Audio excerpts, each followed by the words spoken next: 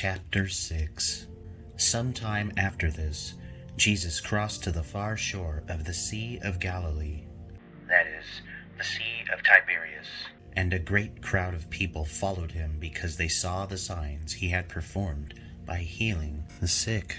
Then Jesus went up on a mountainside and sat down with his disciples. The Jewish Passover festival was near. When Jesus looked up and saw a great crowd coming toward him, he said to Philip, "Where shall we buy bread for these people to eat?" He asked this only to test him, for he already had in mind what he was going to do. Philip answered him, "It would take more than half a year's wages to buy enough bread for each one to have a bite." Another of his disciples, Andrew, Simon Peter's brother, spoke up. "Here is a boy with 5 small barley loaves and 2 small fish. But how far will they go among so many?" Jesus said, "Have the people sit down." There was plenty of grass in that place, and they sat down. About 5,000 men were there. Jesus then took the loaves, gave thanks, and distributed to those who were seated as much as they wanted. He did the same with the fish. When they had all had enough to eat, he said to his disciples, "Gather the pieces that are left over. Let nothing be wasted." So they gathered them and filled 12 baskets with the pieces of the 5 barley loaves left over by those who had eaten. After the people saw the sign Jesus performed, they began to say, "Surely this is the prophet who is to come into the world." Jesus, knowing that they intended to come and make him king by force, withdrew again to a mountain by himself. When evening came, his disciples went down to the lake, where they got into a boat and set off across the lake for Capernaum. By now it was dark, and Jesus had not yet joined them.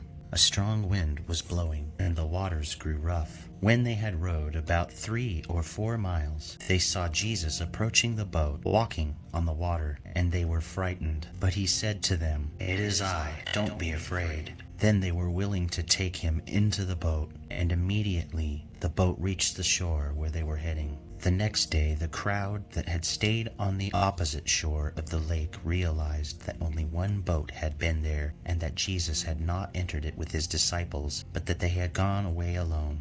Then some boats from Tiberias landed near the place where the people had eaten the bread after the Lord had given thanks. Once the crowd realized that neither Jesus nor his disciples were there, they got into the boats and went to Capernaum in search of Jesus. When they found him on the other side of the lake, they asked him, "Rabbi, when did you get here?" Jesus answered, "Very truly I tell you, you are looking for me, not because you saw the signs I performed, but because you ate the loaves and had your fill. Do not work for food that spoils, but for food that endures to eternal life, which the Son of Man will give you. For on him God the Father has placed his seal of approval." Then they asked him, "What must we do to do the works God requires?" Jesus answered, "The work of God is this, to believe in the one he has sent." So they asked him, "What sign then will you give that we may see and believe you? What will you do? Our ancestors ate the manna in the wilderness, as it is written, he gave them bread from heaven to eat."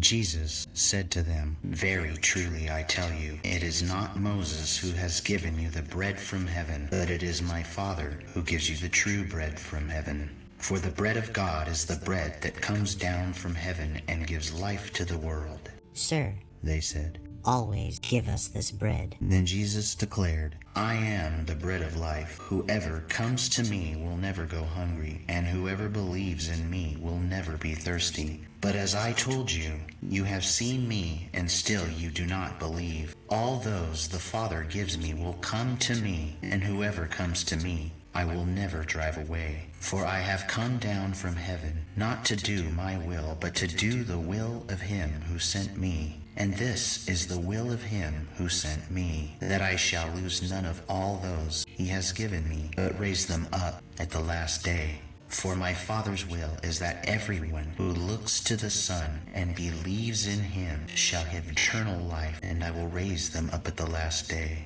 At this the Jews there began to grumble about him because he said, "I am the bread that came down from heaven." They said, "Is this not Jesus, the son of Joseph, whose father and mother we know? How can he now say, 'I came down from heaven'?" "Stop grumbling among yourselves," Jesus answered. No one can come to me unless the Father who sent me draws them, and I will raise them up at the last day. It is written in the prophets, they will all be taught by God. Everyone who has heard the Father and learned from him comes to me. No one has seen the Father except the one who is from God. Only he has seen the Father. Very truly I tell you, the one who believes has eternal life. I am the bread of life. Your ancestors ate the manna in the wilderness, yet they died. But here is the bread that comes down from heaven, which anyone may eat and not die. I am the living bread that came down from heaven. Whoever eats this bread will live forever. This bread is my flesh, which I will give for the life of the world. Then the Jews began to argue sharply among themselves. How can this man give us his flesh to eat? Jesus said to them, Very truly I tell you, unless you eat the flesh of the Son of Man and drink his blood, you have no life in you.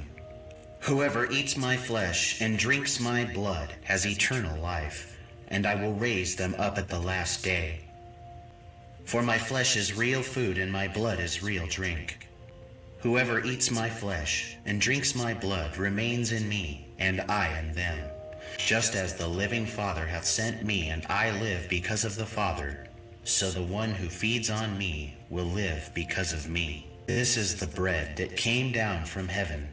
Your ancestors ate manna and died, but whoever feeds on this bread will live forever.